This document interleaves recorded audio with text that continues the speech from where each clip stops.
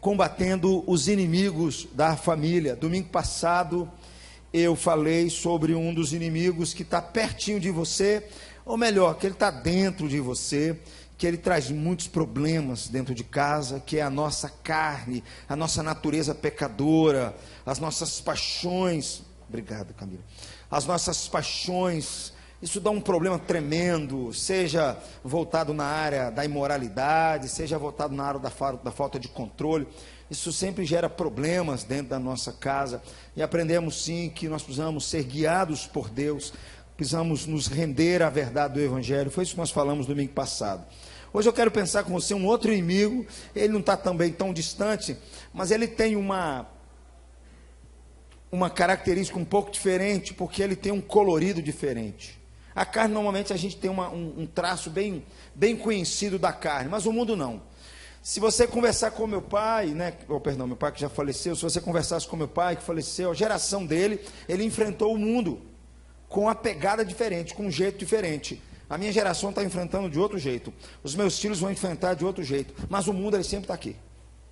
Esse colorido, que nós vamos aprender, na verdade, que falar sobre esses inimigos, na verdade, é a gente poder pensar sobre investidas contra a família, que atacam diretamente a nossa casa e a nossa família. E quando eu falo do mundo, aí a gente começa a entender melhor coisas assim, por exemplo, essa proposta, por exemplo, de ideologia de gênero. O que é isso? Não é necessariamente a carne, mas é um conjunto de pessoas que se juntam com ideias e partem com uma ideia, que essa ideia vai na contramão da família. Outra questão também que tem a ver com o mundo, que às vezes a sociedade diz para nós que isso é verdadeiro e nós precisamos aceitar, nós precisamos tolerar. Por exemplo, a propagação do homossexualismo ataca a família. Essa ideia de que não há problema em relação a nada disso, isso é o mundo, é a carne e o diabo por trás. Mas quando você encontra pessoas que elas aprovam isso, você conversa com um colega de escola, você conversa com um colega de trabalho, você liga a televisão, você vê um filme, há uma propagação dessas coisas, há uma ideia que passa por trás, como se isso fosse verdadeiro, como se isso fosse a verdade de Deus para o ser humano. Existem várias ideias que nós podemos pensar aqui, por exemplo, que tratam com a ideia do mundo. Eu poderia falar com você, por exemplo, o feminismo, né? Que é um ataque frontal à ideia de família, é um ataque frontal, aquela ideia assim de que a mulher, por um lado, ela tem que ser mais forte ou melhor do que o homem,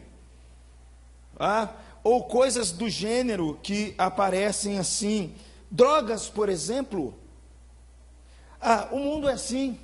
O mundo ele está escondido nas músicas, o mundo ele está nas filosofias, está nas novelas, está nas canções, está nas poesias, é o mundo. Como é que eu quero pensar com você sobre isso, porque é um ataque frontal à família. Quem não se lembra, por exemplo, dessas fotos aqui? Eu sei que todos nós acompanhamos isso pela televisão, pela internet. A mãe que levou a criança no museu lá em São Paulo, o homem estava nu, e a mãe tocando naquela criança, houve um burburinho nessa nação nossa, graças a Deus. Muita gente se levantou, gente que nem é crente, gente que entende que isso aqui é uma afronta à família. Aí eu fico perguntando, de onde é que veio essa ideia? É uma pessoa? É um conjunto de pessoas. São pessoas que estão por trás, com ideias, com filosofias, com pensamentos, que aprovam isso e dizem, tem que ser assim. O nome disso se chama o mundo. E isso é um ataque frontal às nossas famílias, meus amigos. Nós sabemos muito bem disso. Eu sei que você conhece muitos filhos de crentes que cresceram na igreja, que não estão na igreja mais, é por causa do mundo. Devagarzinho eles foram se afastando. Eles foram ouvindo, foram se deixando levar pelos seus amigos, a droga entrou, a bebida entrou, o sexo entrou, viram que Deus não fazia mais referência nenhuma para a vida deles, e assim eles foram. Uma boa parte daqueles que deveriam estar conosco no nosso culto, deveriam estar conosco como crentes, não estão mais, porque em boa parte eles não estão no culto, não estão aqui por causa do mundo. Não é tanto a sua carne, é por causa do mundo. Por exemplo, que problema há você assistir um jogo de futebol? Nenhum. Que problema há de você gostar de um time? Problema nenhum. Que problema há você ir num cinema? Nenhum. Que problema você há assistir um jogo de futebol? Nenhum. Que problema há você fazer uma visita? Nenhum. Mas o mundo vai dizendo assim, ó, que legal, está tão gostoso. É melhor lá do que você está buscando a Deus, de que você está numa igreja, de que você está servindo a Deus. Aí você vai aceitando esse pensamento, aí você chega num momento e fala assim, a igreja, Deus, já não tem relevância nenhuma na minha vida, não tem significado nenhum para a minha vida. Quem não se lembra do apóstolo Paulo, que tinha um amigo, que ele elogia o seu amigo chamado Demas, e depois ele fala assim, no finalzinho, quando ele está perto de morrer, ele fala assim, Demas, tendo amado o mundo, me abandonou. Demas me abandonou. Foi a fascinação do mundo que encantou os olhos de Demas e deixou o apóstolo Paulo para trás. Foi a fascinação do mundo e o desejo de glória e de honra para eles mesmos, que os discípulos estão caminhando com Jesus, um vira para o outro e fala assim, pergunta para mamãe, pede para a mamãe perguntar para Jesus, onde é que nós vamos nos assentar do lado de Jesus, quando ele instalar o reino dele. Que ideia que é essa, que eles estão de olho numa cadeira e numa posição? Isso é o mundo. Por que eles estão de olho em poder? Por que eles estão de olho em honra? O que é isso? É o mundo que está por trás disso tudo. Presta atenção, meu irmão. O mundo, ele é condenável, não é porque ele é uma criação de Deus, porque ele é material. Ele é condenável porque, em um determinado sentido, ele passa a seduzir o homem, passa a encantar os olhos do homem e afastá-lo, dizendo assim, você não precisa de Deus para conduzir a sua vida, você não precisa de Jesus, você não precisa da igreja, você não precisa dessas coisas mais para você viver. Jesus, meus amigos, ele advertiu, sim, aqueles que estavam seguindo, dizendo para eles que aproveita o homem ganhar o mundo inteiro, se vier perder sua alma, o que dará o homem em troca da sua própria alma. Então, meus amigos, o mundo, essas coisas, elas exercem um poder de atração muito forte sobre nós, nos afastando de Deus, afastando o homem de Deus e trazendo muito problema para a sua casa. O mundo, no fundo, ele oferece os seus tesouros para o homem. E como já dizia um certo escritor, se Deus fosse tudo para nós, o mundo não valeria nada. Mas o contrário também é verdadeiro.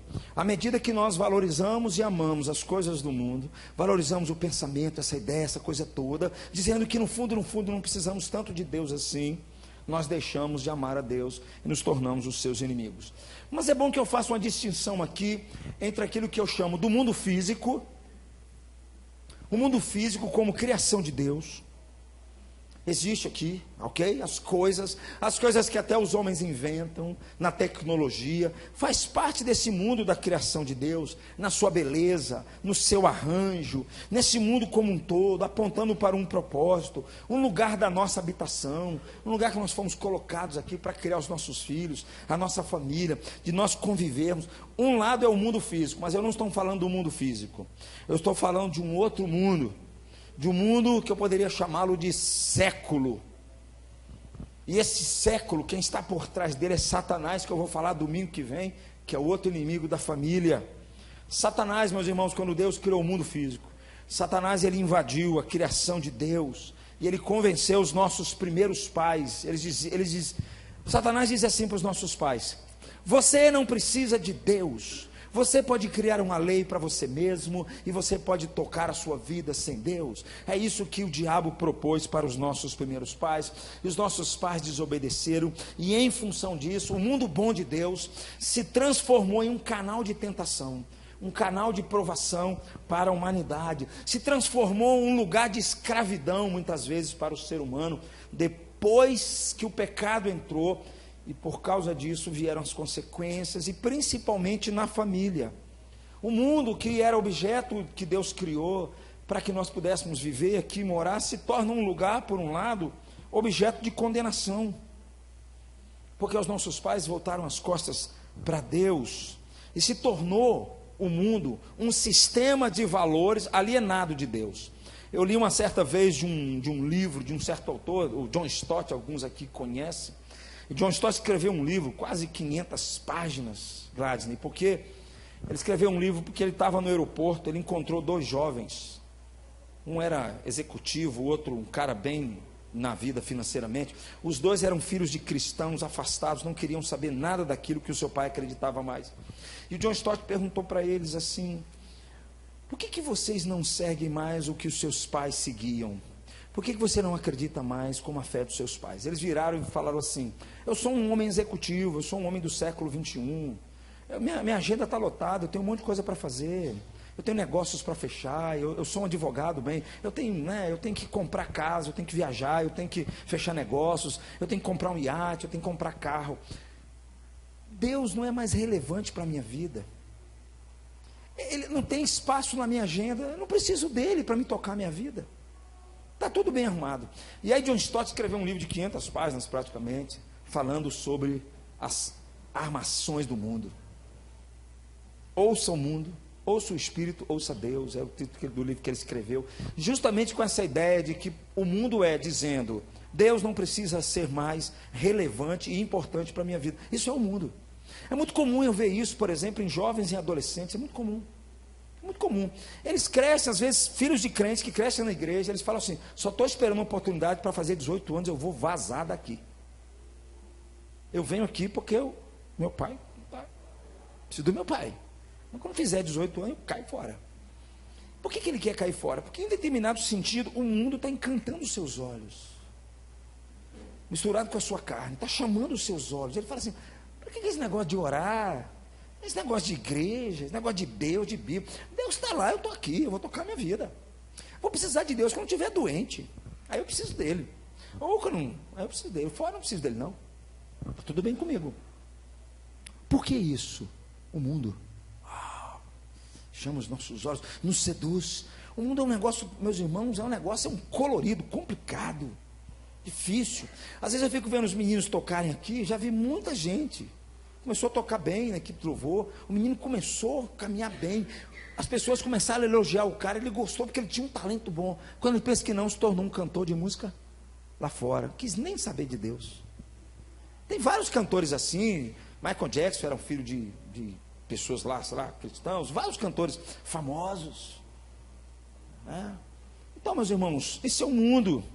É por isso que quando você abre a sua Bíblia, você encontra vários textos, principalmente da boca de Jesus, vários textos, falando sobre esse sistema que joga contra Deus, contra os valores de Deus, joga contra a família como projeto de Deus, seduz os homens, afasta os homens de Deus e faz com que os homens se entreguem a si mesmos. Por exemplo, você vai encontrar na sua Bíblia assim, falando sobre o mundo: o mundo inteiro jaz no maligno.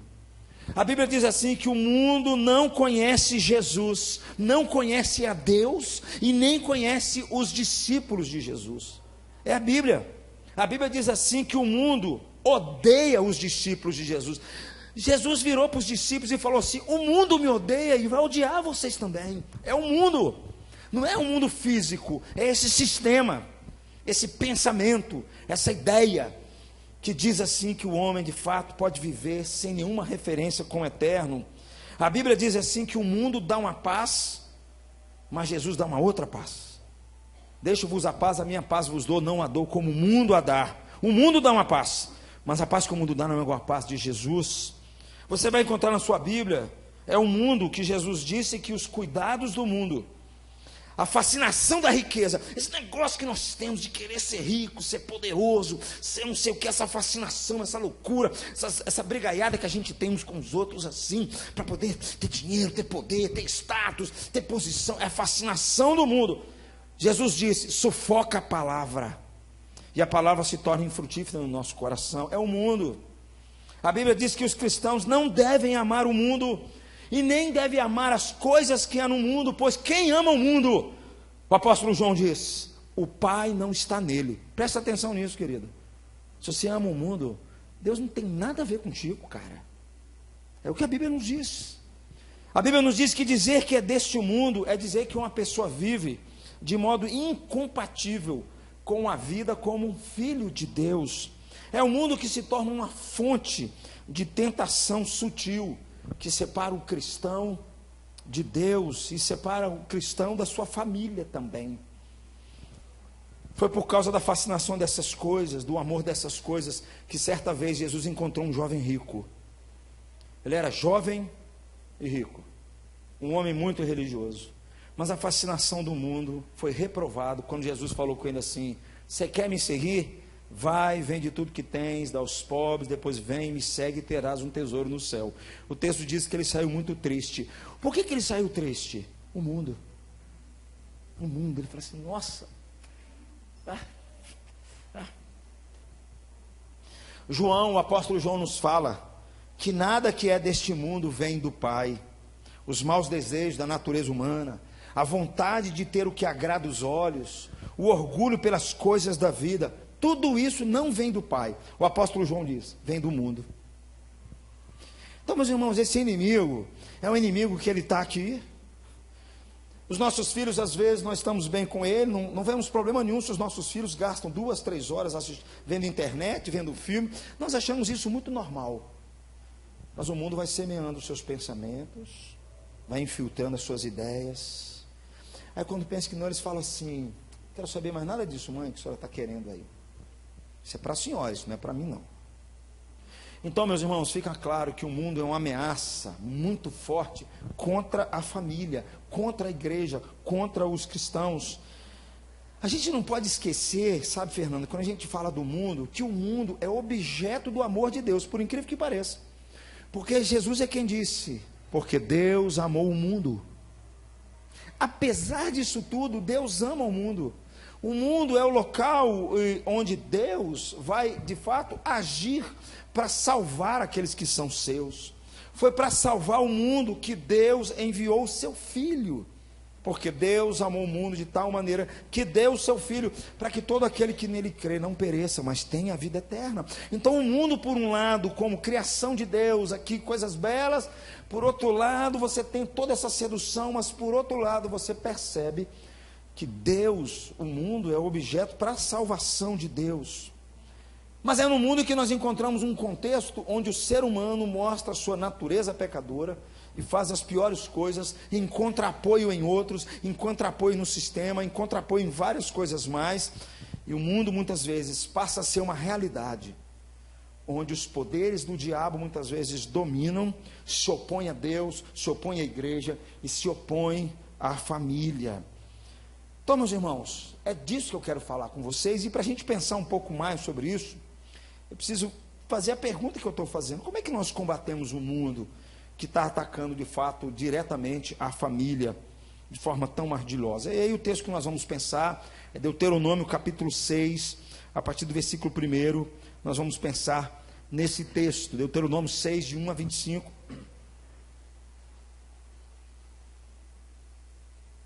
Antes de nós lermos, deixa eu explicar o contexto dessa passagem.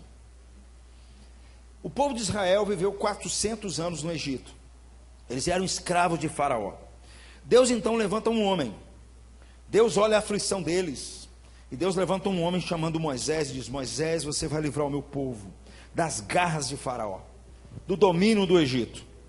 Então Deus levanta, nós conhecemos a história. De vez em quando a Record passa aí uma novelinha aí, vocês estão fera no assunto, não é verdade?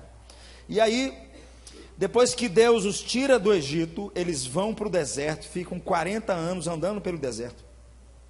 E naquele período de 40 anos, Deus fala com Moisés: avisa para o povo que eu estou os levando para a terra prometida, para o lugar que eu quero instalar o meu povo, para que ali o meu povo seja uma luz para as nações.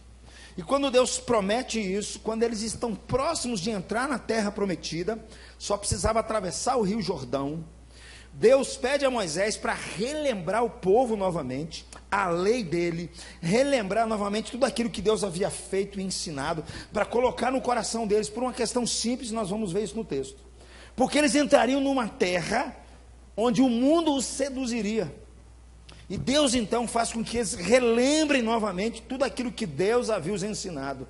Então o contexto é justamente isso, eles estão próximos de atravessar a terra prometida, Deus vai trazê-los à memória, e dizer para eles algumas instruções, para eles entrarem nessa terra que não era deles, uma terra que era um mundo muito parecido com o nosso, cheio de seduções, cheio de perigos, e a grande preocupação é: o povo pode se esquecer de mim. Vamos ler comigo. Eu vou ler a partir do versículo 1, e eu vou ler os ímpares, a igreja lê o par, para a gente ter uma ideia assim do todo no texto. Esta é a lei, isto é, os decretos e as ordenanças que o Senhor, o seu Deus, ordenou que eu lhes ensinasse, para que vocês os cumpram na terra para a qual estão indo para dela tomar posse.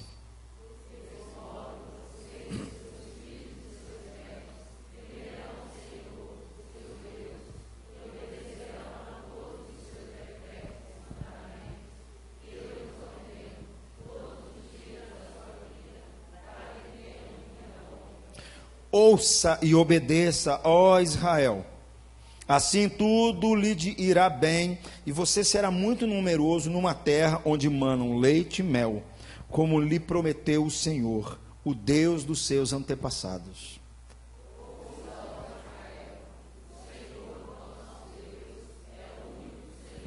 Ame o Senhor, o seu Deus, de todo o teu coração, de toda a sua alma e de todas as suas forças.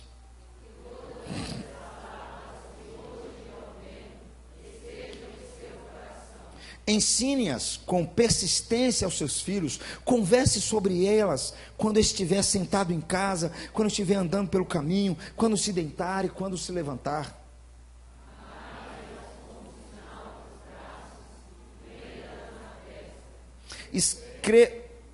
E prendas na testa. Escrevas nos batentes das portas de sua casa e em seus portões.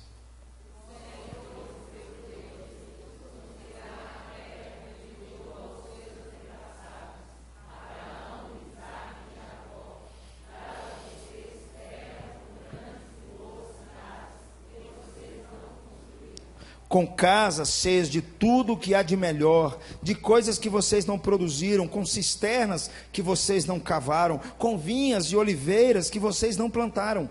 Quando isso acontecer, e vocês comerem e ficarem satisfeitos,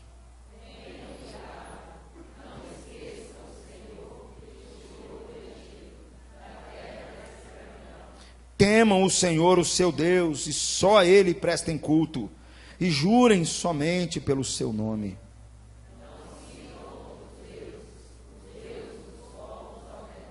Pois o Senhor, o seu Deus, que está no meio de vocês, é Deus zeloso. A ira do Senhor, o seu Deus, se acenderá contra vocês, e Ele os banirá da face da terra.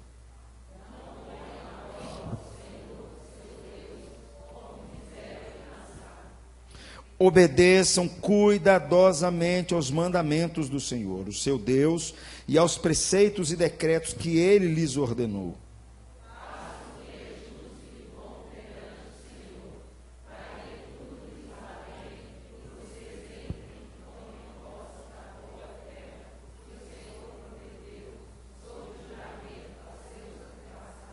Expulsando todos os seus inimigos de diante de vocês, conforme o Senhor prometeu.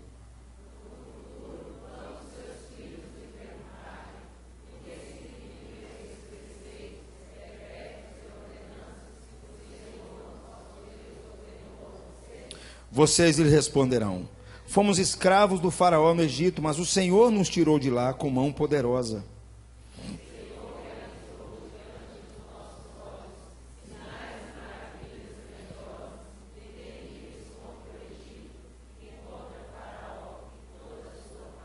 Mas Ele nos tirou do Egito para nos trazer para cá e nos dar a terra que, sob juramento, prometeu a nossos antepassados.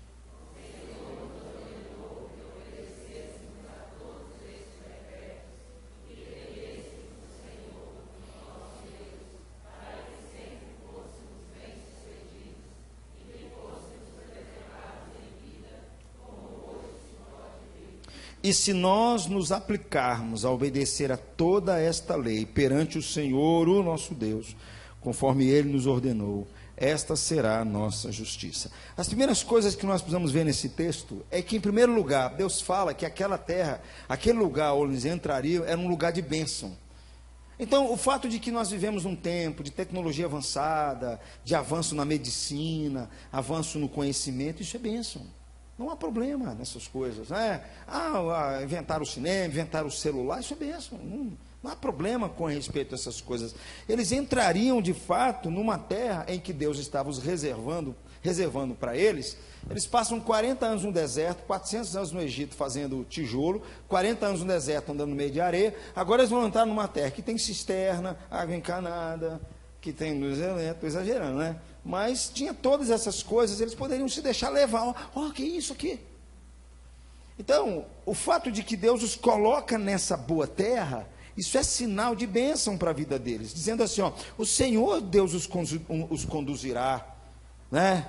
Vai levar vocês aí nessas casas cheias de tudo que há de melhor, de coisas que vocês não produziram, com cisternas que vocês não cavaram, com vinhas de olivais que vocês não plantaram. Deus falou com eles, vocês vão entrar numa terra que manda leite e mel. É onde eu vou colocar vocês. Então, trazendo para os nossos dias, não há problema nenhum no avanço da tecnologia, nas descobertas, isso é bênção de Deus por um lado, em vários sentidos. É como se eu e você entrássemos numa terra hoje, que tivesse TV, internet, shopping, divertimento, programações culturais, shows, festas, tecnologia, avanço da medicina, boas escolas, carros novos, possibilidade de você criar sua família com mais segurança, com mais conforto. Isso tudo, por um lado, é bênção. Não é isso que Moisés está querendo lembrá-los. Está querendo dizer para eles de forma clara, essas coisas são boas. Uma luz elétrica é boa, esse microfone é uma coisa boa, a gente tem essa coisa toda. Mas aquilo, e aqui que vem a questão, porque aquilo que parece ser uma fonte de alegria por um lado e prazer, ela pode se tornar para nós uma fonte de enormes preocupações, uma fonte de seduções por trás dessas grandes e boas cidades que estão por trás. E por trás disso tudo está o nosso inimigo maior, que é Satanás.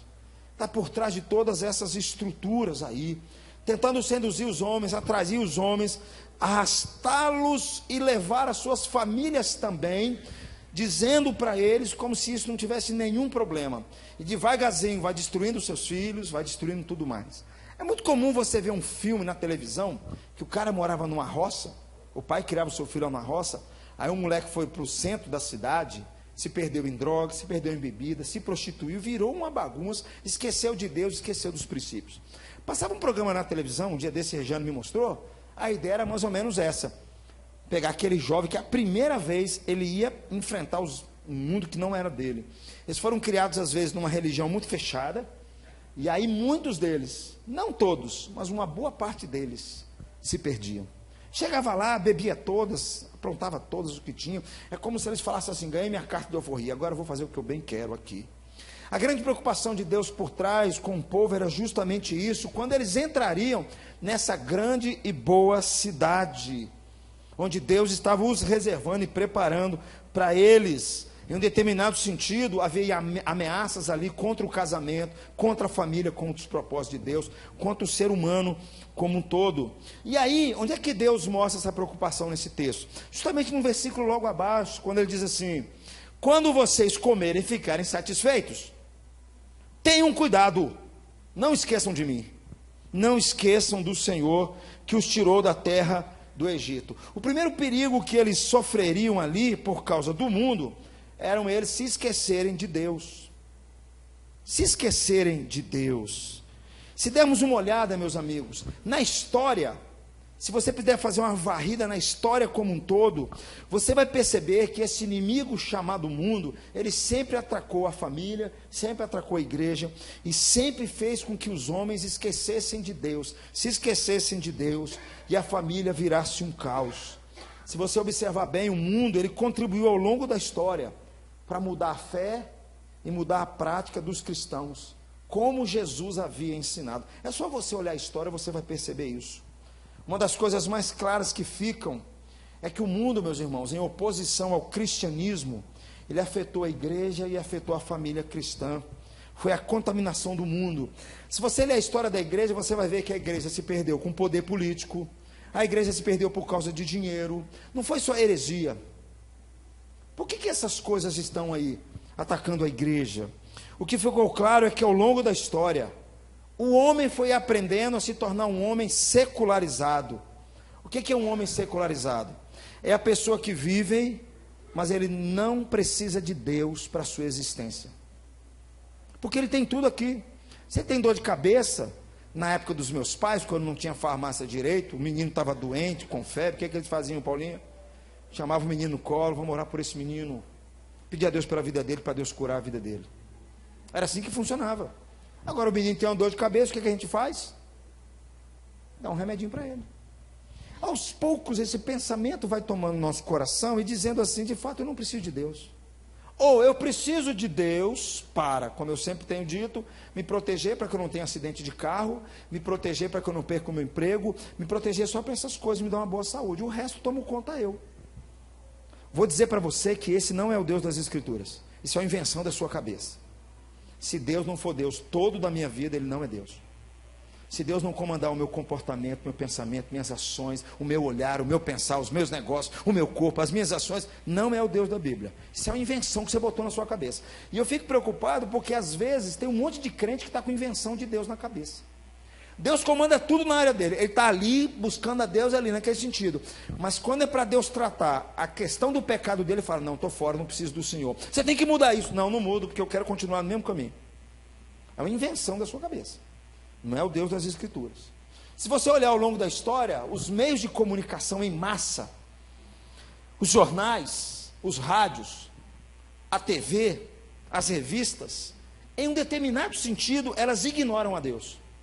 Elas passam uma ideia de que de fato nós não precisamos de Deus, não é a palavra de Deus a mais agora que ela é consultada para saber o que deve e o que não deve fazer, como se cria os filhos, como se rege a política. Nós não precisamos mais disso. É assim que o mundo nos ensina. A influência, meus amigos, sutil do mundo, trazendo entretenimentos para nós, informação, exclui cada vez mais a voz de Deus e abafa a voz de Deus. Automaticamente atinge as famílias também. Os nossos filhos, infelizmente, às vezes eles não são preparados para entrar numa universidade, onde eles vão ser engolidos, às vezes, por colegas e professores, com vários pensamentos na cabeça, que devagarzinho vão afastá-los do compromisso que um dia eles assumiram com Deus, por exemplo. Eu estou falando de pessoas convertidas, de crentes, muitas vezes. Se você dá uma olhadinha na história, você vai perceber justamente isso.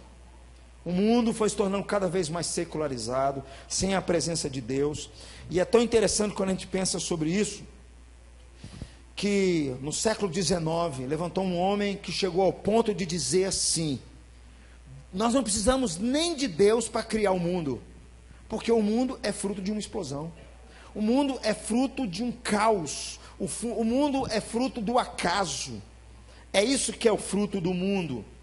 Darwin veio com a sua ideia. Logo em seguida, veio um outro cara muito parelho ali no seu tempo, chamando Nietzsche, que era um filósofo, que está atrás de vários pensamentos e ideologias. Alguns dizem que Nietzsche saía com a lanterna perguntando assim, você viu Deus? Você viu? Sabe por que você não viu? Porque Deus morreu. Você viu Deus? Sabe por que você não viu? Você não viu porque Deus morreu. O Deus dos cristãos morreu, enterraram ele, e eu estou aqui para enterrar ele. A gente fala, esse cara é louco. Ele era louco, mas o pensamento de Nietzsche está na música, está nos filmes, está nas novelas. De fato, Deus morreu. O Deus dos cristãos não interfere mais no cosmos. E é triste dizer que muitos têm abraçado esse pensamento dentro da própria igreja. Um pouco mais à frente, não muito longe, surgiu um outro cara dizendo assim, de vez em quando nós vamos consultar, e o pensamento está lá por trás. Freud, ele dizia assim que a religião é uma projeção de um desejo que o homem tem, de um Deus que também não existe, mas ele projeta esse negócio e se sujeita a essas coisas. O que é isso? Isso é o mundo. É tão interessante, deixa eu abrir um parênteses aqui, é tão interessante isso. Meus irmãos, eu tenho amigos psicólogos, eu indico os caras, vai lá, procura o psicólogo, conversa. Não vejo problema nenhum com os profissionais. A minha preocupação é quando os crentes passam um problema e eles vão só procurar psicólogo. Eles não buscam mais a Deus em oração, não deixam Deus tratar a alma deles. Essa que é a minha preocupação. O mundo vai nos tomando devagarzinho. Enquanto há 100 anos atrás, meus irmãos, há 100 anos atrás, as pessoas entendiam que o homem foi criado para adorar a Deus, assim que os homens entendiam. Hoje, a afirmação de Deus não faz parte do mundo público. As pessoas dizem assim para você: você pode acreditar em Deus, mas no seu mundo privado. No mundo público, Deus não interfere. Sabe qual que é o problema dessa questão de ideologia de gênero? A discussão é que eles estão dizendo o seguinte: Deus não pode interferir no mundo público. Você pode acreditar em Deus no seu mundo particular, não tem problema. Religião é uma questão de época que precisa ser estudado, mas no mundo público, Deus não interfere. O que é isso? Isso é o mundo. Onde é que está esse pensamento? Nas universidades, nos filmes, nas novelas. E aí o que nós vamos encontrar? Individualismo crescente, consumismo acabando muitas vezes com famílias, porque estão presas ao consumismo, um hedonismo que é um culto ao prazer sem freio, um pragmatismo que marca todas as coisas, dizendo que as pessoas só fazem as coisas umas para as outras se elas levarem algum tipo de vantagem, o amor se esfria, os relacionamentos se acabam. É o mundo que nós estamos vivendo. Isso tudo só mostra para mim e para você o que o mundo faz com as pessoas, quando as pessoas dizem assim: nós não precisamos do Senhor mais.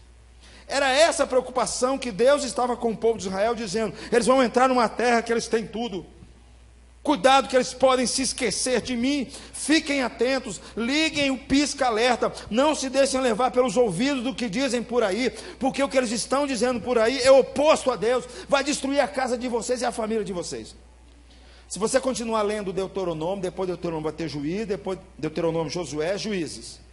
Juízes você encontra um retrato do homem no século 21, uma bagunça, os relacionamentos são uma bagunça, você vê que é uma bagunça, né?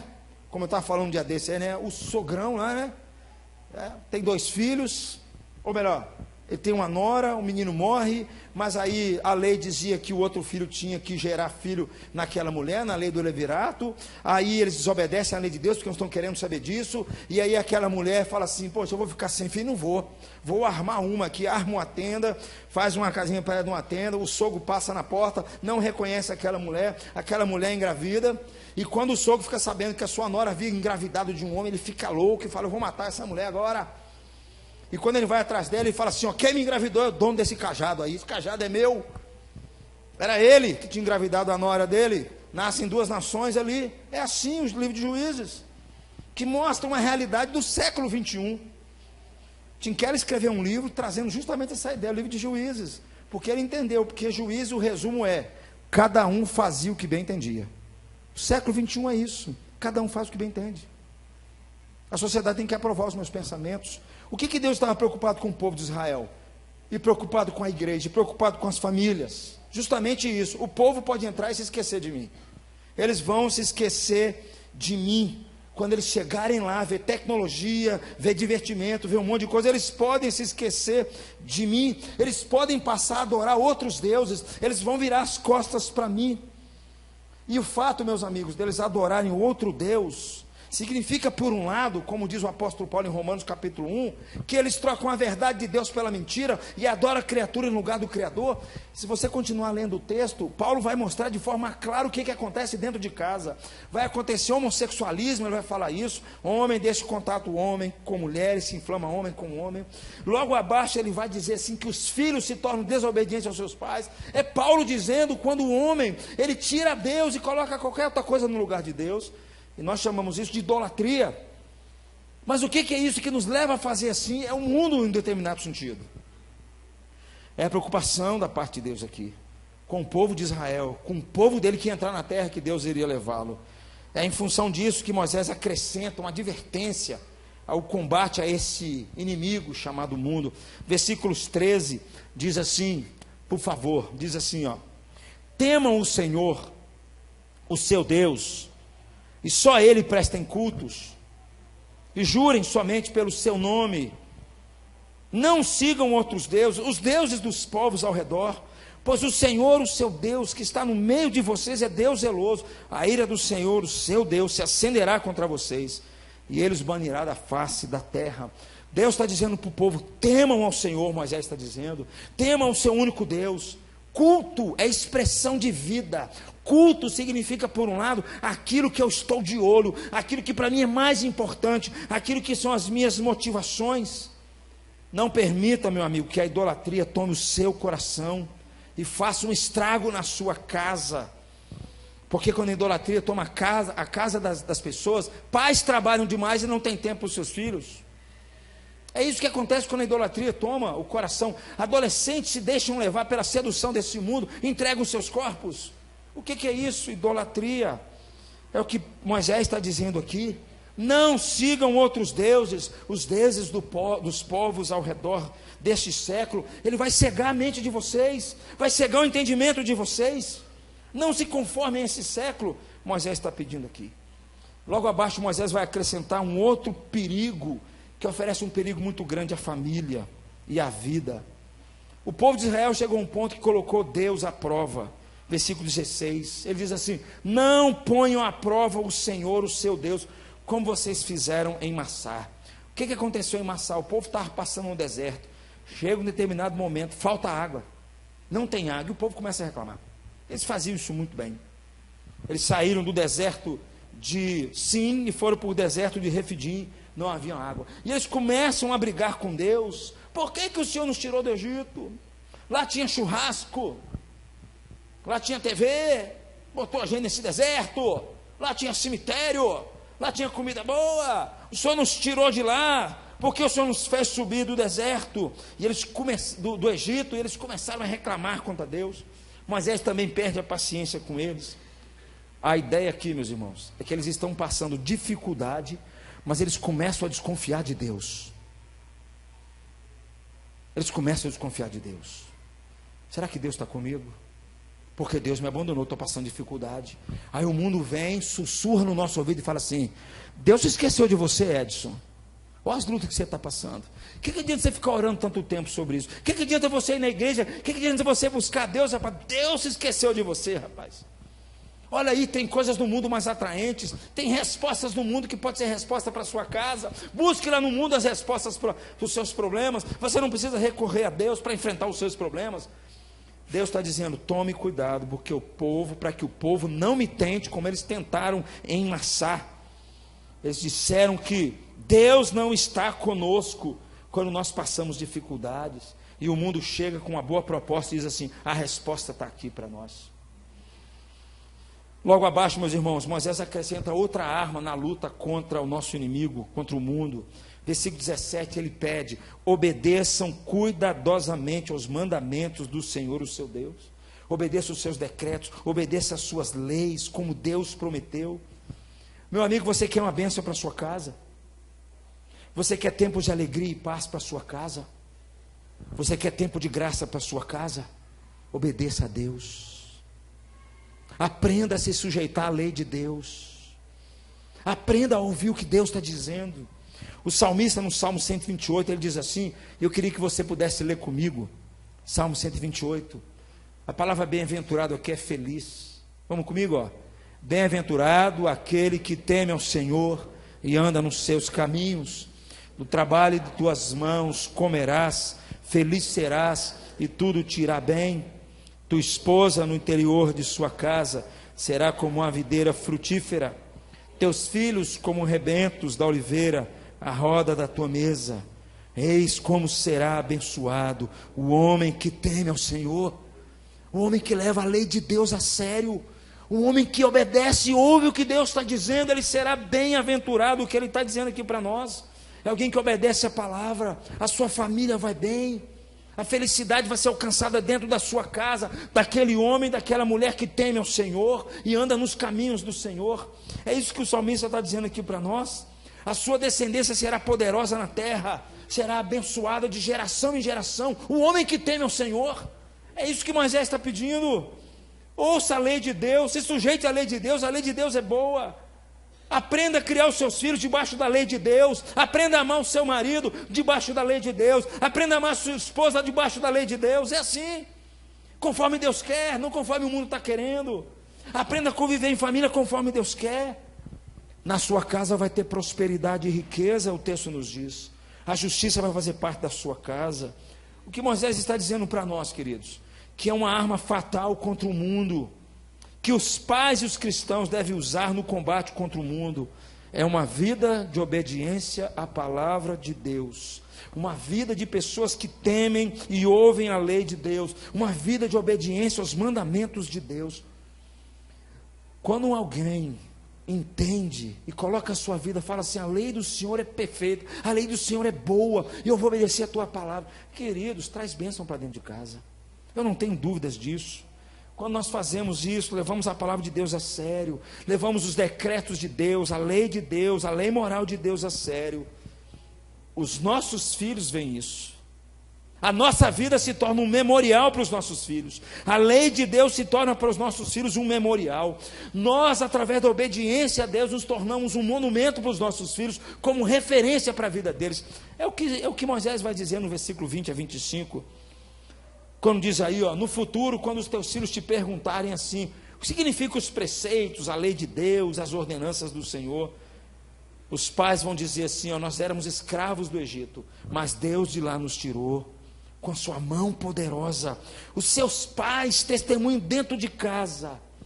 Meus amigos, não tem arma mais poderosa contra o mundo, no combate ao mundo, quando os pais são testemunhas aos seus filhos daquilo que Deus fez na vida deles. É um combate frontal contra o mundo, é um combate frontal contra as armações do mundo. É o que Moisés está dizendo aqui para nós, dentro da nossa casa, daquilo que Deus fez em nós. Quando nós mostramos e dizemos aos nossos filhos quem é Deus, quem é Deus, o que Deus não só fez, mas quem Ele é, e nós tememos a Deus, e andamos na sua palavra, e obedecemos a sua palavra. Os pais chegam em casa e falam assim: sabe por que eu estou vivo hoje, meu filho?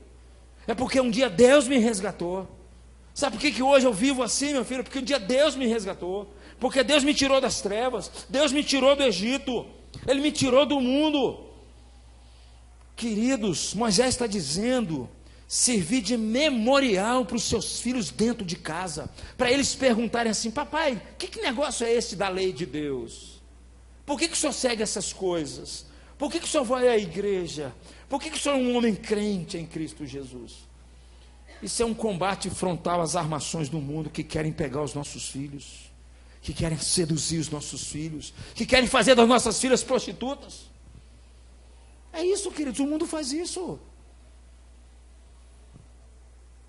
Moisés está dizendo aqui para nós: nós fomos salvos porque Deus nos alcançou com a sua graça. Quando Deus levantou Moisés, Deus tirou o povo da escravidão do Egito, e foi pura graça, iniciativa da parte de Deus, para que o povo pudesse obedecer a Deus, obedecer a sua palavra. O pai chega em casa e fala assim: a graça me alcançou, a graça me alcançou. Meu filho, você não tem ideia quem era o seu pai antes do evangelho alcançar o seu pai. É isso que Moisés está dizendo. Isso é uma arma contra o mundo, isso é uma arma contra as investidas do mundo, contra a nossa casa. O texto nos diz, queridos, se nós aplicarmos e obedecermos a lei de Deus que Ele nos ordenou, Deus será a nossa justiça. Nós não vamos precisar temer as investidas do mundo contra a nossa casa, porque Deus é a nossa justiça. Foi o que Moisés sempre disse. Mas aí, queridos, eu pulei os versículos primeiros, pulei de forma proposital, porque nos primeiros versículos, quando Deus fala a Moisés, nesses primeiros versículos que nós já lemos, Ele está chamando a responsabilidade dos pais, e dizendo para que os pais possam fazer determinadas coisas, e ser determinadas coisas para com seus filhos. E o que Ele vai pedir aqui é para que os pais ensinem os seus filhos a obedecer a palavra de Deus. Ele diz aí, no versículo 1, eu queria que você pudesse ler comigo de novo esses versículos. Vamos lá comigo, Esta é a lei, isto é os decretos e as ordenanças que o Senhor, seu Deus, ordenou que eu lhes ensinasse, para que vocês os cumpram na terra para a qual estão indo, para dela tomar posse. Desse modo, vocês, seus filhos e seus netos, temerão o Senhor, o seu Deus, e obedecerão a todos os seus decretos e mandamentos que eu lhes ordeno todos os dias da sua vida, para que tenham vida longa. Ouça e obedeça, ó Israel, assim tudo lhe irá bem, e você será muito numeroso numa terra onde manam leite e mel, como lhes prometeu o Senhor, o Deus dos seus antepassados. Os pais precisariam deixar claro no coração deles quem era o Deus deles, qual Deus que os pais estavam de fato servindo. Eles deveriam fincar uma bandeira de forma firme e dizer: não há outro Deus, só há um único Deus, o Deus de Israel, o Deus criador de todas as coisas. Esse é o único Deus que existe. Eles precisam deixar isso claro para a sua vida e para o coração dos seus filhos, para que os seus filhos não fossem seduzidos pelo mundo e nem muito menos eles fossem induzidos pela idolatria. No combate, queridos, a esse inimigo chamado mundo, Moisés deixa claro que não pode se servir a dois senhores. Porque ou você vai amar um senhor, ou você vai odiar o outro. Não se pode servir a Deus e ao dinheiro. Não se pode servir a Deus e ao sucesso. Não se pode servir a Deus e a outra coisa. O que ele está pedindo para nós aqui é que nós precisamos amar a Deus de todo o nosso coração. Ouça, Israel. Ame o Senhor teu Deus de todo o seu coração, de toda a tua alma, de todas as tuas forças.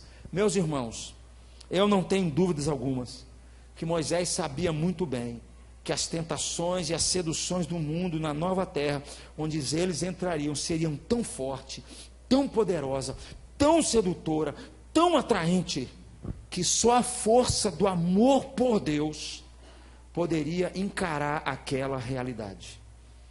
Só quando alguém declarasse no seu coração: eu amo a Deus, eu não amo outro Deus, eu amo Jesus, eu não amo mais ninguém, Jesus é o meu Senhor. E essa força é necessária para combater as investidas do mundo. Não é diferente nos nossos dias. Eles poderiam ter o coração dividido, isso já era uma derrota para eles. Deus está dizendo assim: ame a Deus de todo o seu coração, de toda a tua alma, de toda a tua força, de todo o teu entendimento. Eles fazendo essa declaração, eles precisariam entregar e ensinar isso aos seus filhos todos os dias, o tempo todo, criando situações e momentos para que os seus filhos não se afastassem. É o que diz o versículo 7 a 9. Olha aqui comigo, ó. Ensine, por favor, versículo 7 a 9. Titi, um pouquinho à frente. Ensine-as com persistência aos seus filhos. Converse sobre elas quando estiver sentado em casa, quando estiver andando pelo caminho, quando se deitar e quando se levantar. Amarre-as como um sinal nos braços, prenda-os na testa, escreva-as nos batentes das portas, com a sua casa e os seus portões. Por que tanta insistência sobre isso? Falar com o menino de manhã, de tarde, de noite. Meus amigos, porque o mundo é muito forte. As atrações, as seduções para levar as pessoas para longe de Deus e arrasar a família é muito forte. E eu vou confessar um negócio aqui para os meus irmãos. Eu confesso aos irmãos, eu não tenho medo do mundo. Eu não tenho medo do mundo. Eu não tenho medo do mundo com o seu império das drogas, destruindo casas e acabando com relacionamentos, fazendo os pais chorarem noite a fio por causa dos seus filhos, envolvido em álcool, envolvido em droga, envolvido em sexo, envolvido em porcaria. Eu não tenho medo desse mundo. Eu não tenho medo do mundo com a sua propagação por meio da mídia, de um sexo fora do casamento, de violência, de pornografia, do forte engolindo o mais fraco, o desejo das pessoas por posição, por status. Eu não tenho medo do mundo com essa proposta. Eu não tenho medo disso. Eu não tenho medo do mundo da proposta de uma falsa felicidade afastada de Deus, cheia de vaidade, cheia de orgulho, cheia de poder, de ganância, de luxúria. Eu não tenho medo do mundo oferecer isso para nós, oferecer isso para a vida de um cristão. Eu não tenho medo dessas coisas. A proposta do mundo, eu não tenho medo da proposta do mundo que gera toda hora a ideia de que nós somos eternos insatisfeitos. Não sei se você sabe, meu amigo, mas a ideia do mundo é sempre gerar a ideia que você está insatisfeito. Você nunca está pleno, você nunca está completo, nunca. Você sempre vai ser um eterno insatisfeito. O mundo vai gerando isso em nós, constantemente. Eu tenho minha esposa, tenho meus filhos, estão vivendo muito bem, mas o mundo vai colocar para mim e falar assim: que é isso, Renato? Que isso, rapaz? Aí, ó, você está passando, ó, você está perdendo seu tempo, ó. As meninas aí, ó. Mas que é isso? Vive uma aventura. Acho que foi quarta-feira, eu falei com o pessoal, tem uma propaganda de perfume. Eu demorei a descobrir que era uma propaganda de perfume, Miriam. Que primeiro ele mostrou uma aventura, mostrou uma mulher bonita, sabe, assim, toda arrumadona, assim, e aí ela seduzindo um monte de homem, os homens atrás dela. Eu falei, você é propaganda de que esse negócio? No finalzinho lá, 1 segundo mostrou, é perfume. Aí eu falei assim, nossa, é mesmo, hein? Se eu comprar o perfume, a mulherada, ó, chupa em cima de mim. Mas é assim, ó. É verdade. Ó, gente, eu não sei nem a marca do perfume, hein? Mentira, eu sei sim a marca do perfume, não sei, não, é francês lá. Os nossos filhos falam assim, uau! Eu já sei, se eu tiver um carro. Uau! Vai. Aí você vê as propagandas de carro. Né? Na época do Valtair era o cara lá com cigarro, né? Hoje não é assim não. Hoje o cara quer te vender uma aventura. Não é verdade? O que é isso? Isso é o mundo. Devagarzinho, as pessoas acreditam nisso, apostam nisso, se afastam de Deus, acham que isso quebra sua cara. Eu não tenho medo desse mundo. Eu não tenho medo desse mundo, queridos, atolado em mentiras. Eu nunca vi tanta mentira. A nossa geração é atolada de mentiras, chamadas fake news. Até aprendi esse negócio em inglês, hein? Fake news. O povo está apavorado com o tal de fake news aí, as falsas notícias, né? Todo mundo. Eu não tenho medo desse mundo atolado de malícia, que faz que a gente desconfie de tudo e de todos a todo momento. Eu não tenho medo dessa investida do mundo. O que eu tenho medo é de outra coisa. Eu tenho medo de que pais, mães e filhos desconfiem de Deus, de que há um único Deus. Ele é o Criador de tudo. Ele merece ser adorado. Nós existimos por causa dele. A minha vida e a sua vida só existimos com um propósito por causa dele e para ele, para amá-lo e para adorá-lo. Eu tenho medo quando a gente desconfia dessas coisas. Eu tenho medo, não é do mundo, eu tenho medo é quando pais e jovens, mães, adolescentes, não amem a Deus de todo o coração, de toda a alma, com toda a força. Disso eu tenho medo. Eu tenho medo, na verdade, de que pais e mães e jovens, eles vivam acumulando tesouros sobre a terra, e o seu coração, as suas motivações, as suas paixões estão nessas coisas, onde a traça e a ferrugem corroem, porque Jesus disse, onde está o teu tesouro, aí estará também o teu coração, aí vai estar o seu olhar, aí vai estar o seu desejo. É disso que eu tenho medo, de pais e mães que não investam tempo de oração, de recursos, de estudo, de compromisso, de caminhar com os seus filhos e ensiná-los a palavra de Deus, ensiná-los a amar a Deus. É disso que eu tenho medo. Eu não tenho medo do mundo.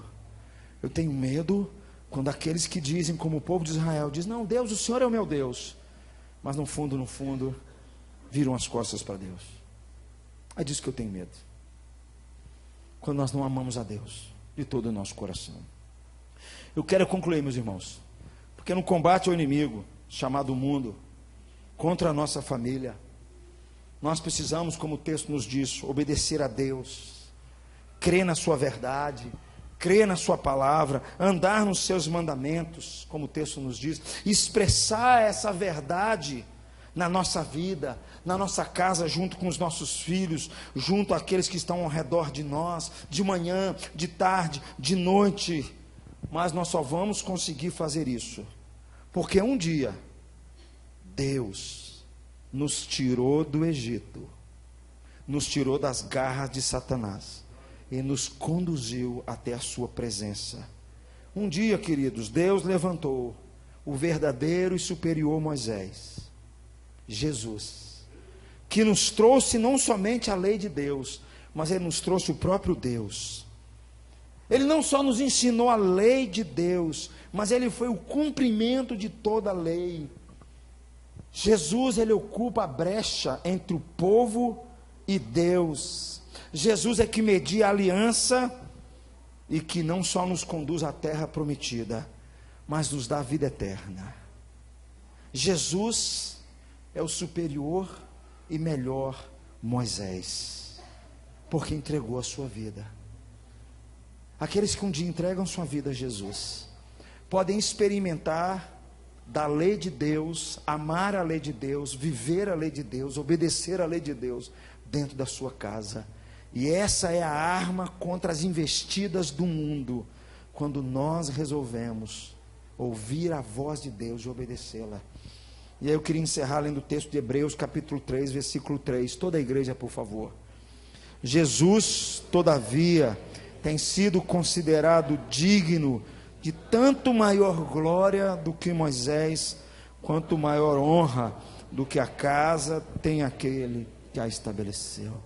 Se Moisés fez o que fez, conduziu o povo lá, imagine o nosso Senhor Jesus, que deu a vida dele para nos tirar do Egito e dizer para mim e para você que se nós ouvirmos a sua voz, se nós obedecermos a sua palavra, se nós o amarmos com todo o nosso coração, como diz o Salmo 128 que acabamos de ler, de fato na nossa casa vai ser um tempo de graça na nossa casa. Eu creio nisso, queridos. Eu creio nisso.